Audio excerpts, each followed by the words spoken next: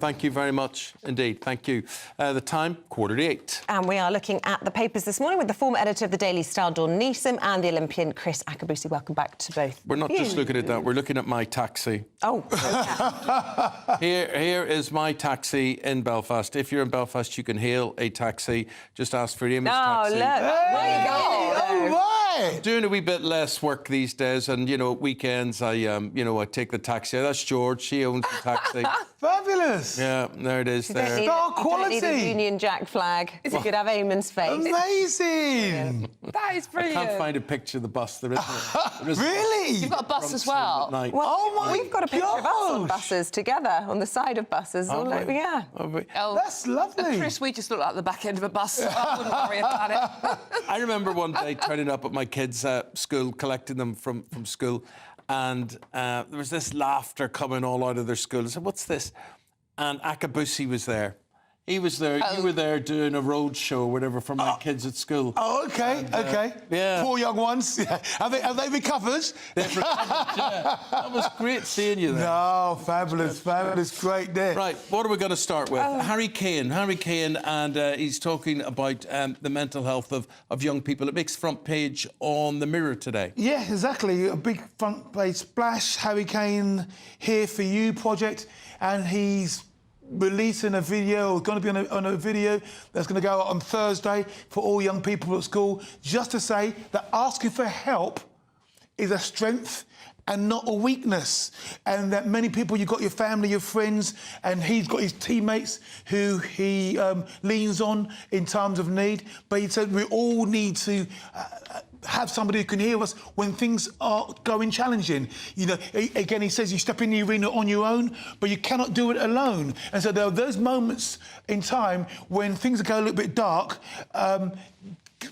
Reach out your hand, and he's joined up with 6 charities under this banner Here For You project.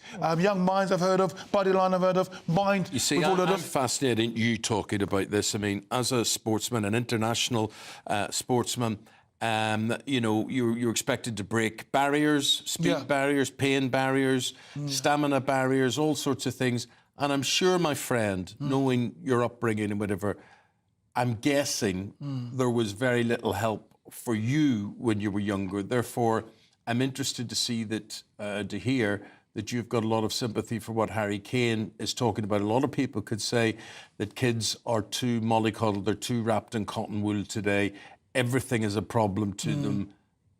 They need to... I hear you, Eamon. I think we live in a different time now. So, yeah, in our age group, grin and bear it, stiff upper lip, you know, strap on your chin strap, keep on going. But now our youngsters are exposed to so much more. I had a small little village, people in the children's home and school. Now they're on the social media. They're getting abuse. They are getting endorphin hits and, you know, for likes. Don't get the like, they feel terrible. Before, when you were sent to Coventry, it was just a few guys in school. Now, social media, you're blanked. So there's a lot more pressure on young people. I've got a young daughter, she loves the digital art, really good at art, but some people are making fun of her, saying, "No, but you're now 13, you shouldn't be involved in the digital art." And it affects her sense of self because she's committed herself to that. Whereas when we were kids, it was just a few kids in the class going, "Oh, what's that? Ah!" But you go off with your mates. So I do understand that there's a lot more pressure on younger people now because they're exposed to a wider panoply of criticism. OK. Yeah. Fuel poverty. Dawn, nearly 500,000 households in Britain will experience fuel poverty over this winter. And you know, this is... I always predicted Christmas was going to be a big problem for so many people. We were going to waste money, spend money in areas that we didn't have to, and it was going to catch people out. And you know, it must be so awful. Yeah, Eamon. I mean, the energy price cap, which limits the amount a supplier can charge per unit of energy, has been increased, which has led to the average household paying an extra £94 a year on energy bills, from £1,834 to £1,928. Now, a household is in fuel poverty when you're spending more than 10% of your income on actually heating. So and the fact that the price cap has gone up will put a lot more people into this fuel poverty, and they will be struggling to pay the bills. I mean, you know, 38% of people reported a worsening financial situation, you know, over the past year. It is obviously, I mean, you don't need statistics to know that is happening. But the fact that the price cap has gone up in January at the worst time of year, and we've had a very cold snap. I know it's a bit sort of warmer now, but a very, very harsh cold snap. And people are really struggling, and they need help with this. And it's the fact that the price cap has gone up now, why couldn't they have waited till the spring or the summer?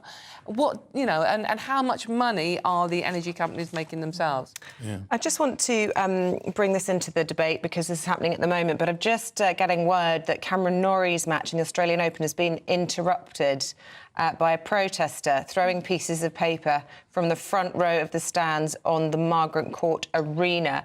Not clear at this stage if it is just a ploy, but of course they did do something similar, didn't they, during 2 matches at Wimbledon last summer. Apparently the flyers showed signs saying Free Palestine, so it looks like a slightly different protest there. But of course, that is our hope, the big hope, Cameron Norrie down in the Australian Open, and a shame to hear that. It is, and it was like who was a politician that was interrupted, giving a speech at the Fabian Society over the weekend. Mine's gone blank as to which David Lammy. David Lammy, thank you. David Lammy. I mean, there were 5 protesters there.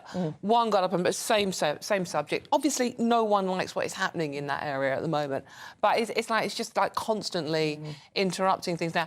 And with the David Lammy situation, that could have been dangerous. Yeah. Fuel poverty against net zero, that's something that we've got to weigh up. Nearly 500,000 will experience fuel poverty, and yet the battle goes on for net zero. Quick word, we've got a minute left, Chris, about airport security liquids. Yeah, I mean, we've all stuck in those queues where you're getting out your iPad, your computer, your electronics, your washing liquid. Yeah. Well, they've got these new...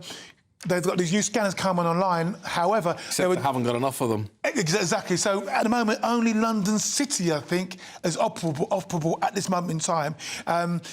London Luton says they'll make the June deadline, but the rest of them are wanting to push it back. So hopefully they'll get it on soon, because it will make things so much easier. So that means you'll keep liquids in your bag, and it'll just everything in your bag. Scan. The scanner will be able to have a better picture of what's going on. And it goes up to 200 millilitres rather than 100 millilitres. That's already the case in some airports on the continent. Yes. You can just travel through and it makes just walk through, and I'm always surprised. It's like, oh, wow, you don't want to take everything out. Yeah. Well, they charge you enough for dropping people off outside an airport. Oh, that's ridiculous, isn't it? It's ridiculous, but it happens everywhere, and they're all owned by Spanish operatives and things like that. So I don't think anybody British owns any British airports, but there you are. That's the situation with that. Guys, got to go. We're gonna see Don and Chris back again in about 45 minutes' time. We look forward to that. Now an update on your weather situation. Storm Isha, where's it going? What's next? Ellie Glaser will tell you.